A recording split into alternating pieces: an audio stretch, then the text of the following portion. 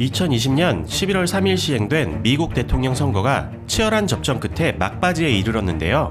11월 6일 기준 민주당의 조 바이든 후보가 당선에 필요한 선거인단 270명 중 264명을 확보해 사실상 차기 미국의 대통령이 될 것으로 예측되고 있습니다. 지난 4년간 미국 우선주의와 보호무역 정책으로 중국을 비롯해 세계 여러 나라들에게 강경한 외교 정책을 펼쳐왔던 트럼프 대통령과 달리 조 바이든 후보가 대통령이 되면 대내외적으로 정책 방향에 큰 변화가 있을 것으로 예상되는데요. 이번 미국 대선이 미국, 그리고 한국에 미치는 영향은 어떤 것이 있는지 알아보겠습니다.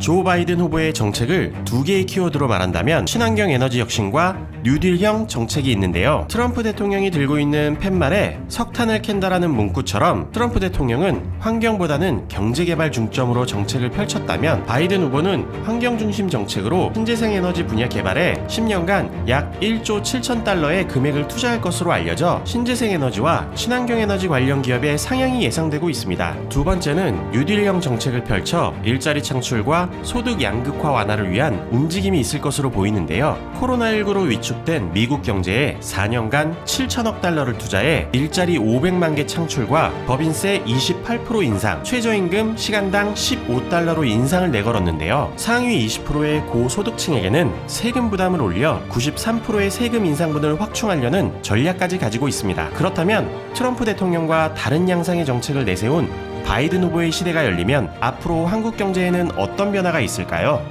다자주의의 정책을 중시하는 민주당이 집권을 하게 되면 수출 의존도가 높은 한국에는 호재라는 분석이 나오고 있는데요.